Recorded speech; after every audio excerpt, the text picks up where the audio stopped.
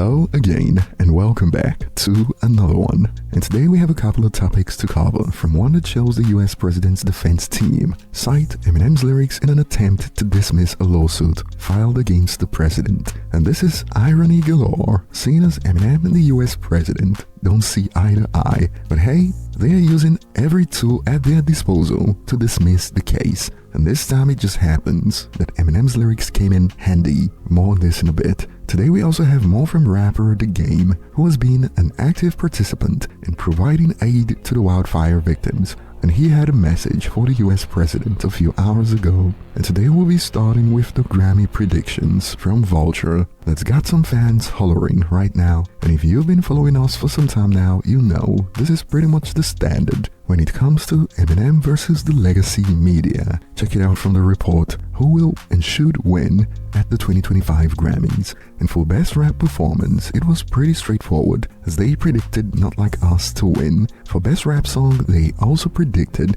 Not Like Us to win, but they argued that Yeah Glow should be the winner, and a Kendrick Lamar sweep is something that even Eminem expects. I mean, it's very stiff competition. Kendrick is gonna sweep that shit. Oh.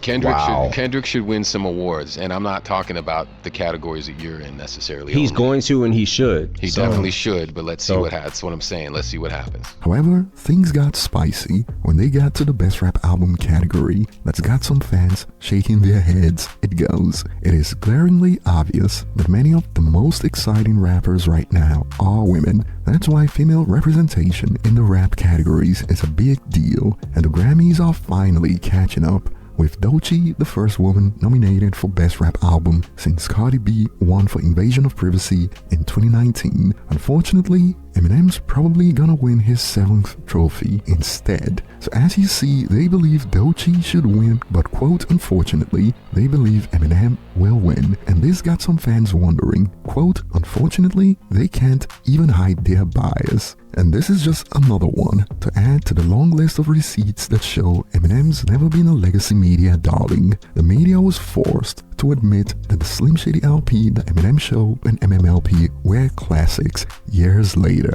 But today they retcon this fact and act like they were on Eminem's side at the beginning. But this move has only been used to crap on his newer projects. Suffice to say, he's never had the media on his side. So this is nothing new, to be honest, and we got more. I can't name 5 exciting female rappers laughing my bum off. And to be honest, based on my observation, I've noticed an inorganic push by the media with the narrative that female rappers have been running hip-hop lately. But whenever you check anything objective, you see none of them, for the most part. And in my opinion, the music executives are responsible for planting this narrative in the media to try to sell the image until it becomes the reality they want. You know, fake it till you make it vibes. And the death of Slim Shady is one of the best projects Eminem ever released based on fan reception, so clearly there's nothing unfortunate about a top-tier rap album winning the Grammy for Best Rap Album. I mean, some of the best rap songs and best rap verses in 2024 were on this album, and even the best verse, in my opinion, was also on this album. But what are your thoughts? And moving on, we got The Game out here calling out the US president to do more for the wildfire victims. Check out a snippet.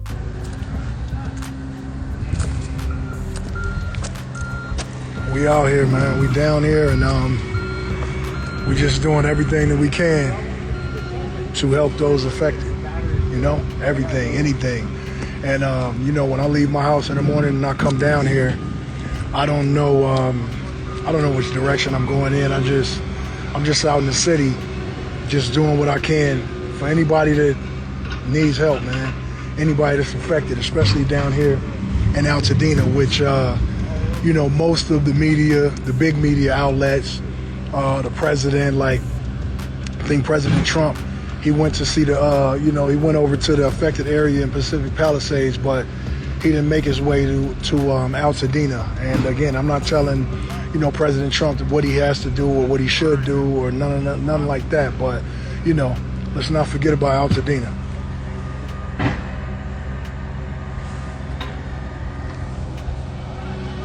Of course, since Game has been active working with the communities affected, some Drake fans have been using this to drag Kendrick with takes like the Game single-handedly doing more than Kendrick and every other West Coast rapper during this tragic event. And some have shifted blame to Homelander, the governor of California. Has the governor been there? And why not ask the president why he has forgotten about Altadena? We all listening know why, but let's hear the president say it. I'm sure some in Altadena voted for him.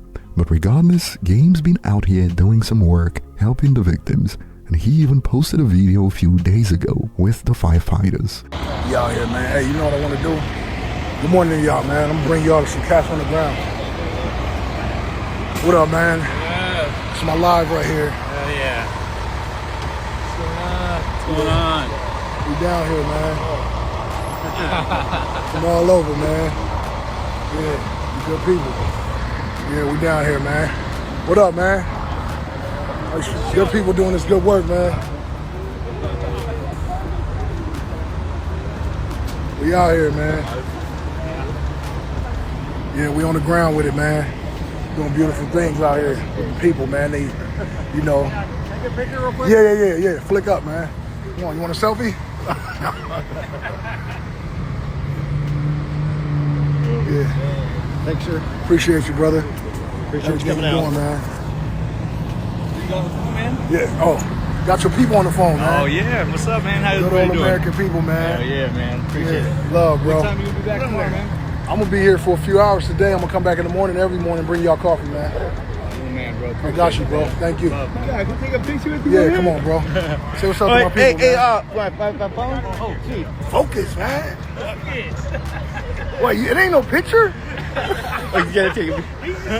Yeah. But overall, props to the Game for what he's been doing to help. And moving on, we got a wild report that made headlines about the current president's defense team citing M's lyrics to dismiss a lawsuit filed against the president for what happened on January 6, 2020, and from all hip-hop it goes. The lawsuit accused President Trump and far-right groups such as the Proud Boys and Oath Keepers of conspiring to prevent Congress from certifying the 2020 election through intimidation and violence. And it adds, after losing his initial bid to dismiss the case where the court ruled against his claim of presidential immunity, Trump is now challenging the ruling in the U.S. Court of Appeals for the D.C. Circuit. In their appeal, Trump's attorneys argue that his rally speech on January 6, 2020 protected political expression and likened it to rap artists' controversial and often misunderstood lyrics. A rapper rockets to the top of the charts with his aggressive, provocative lyrics that become wildly popular nationwide,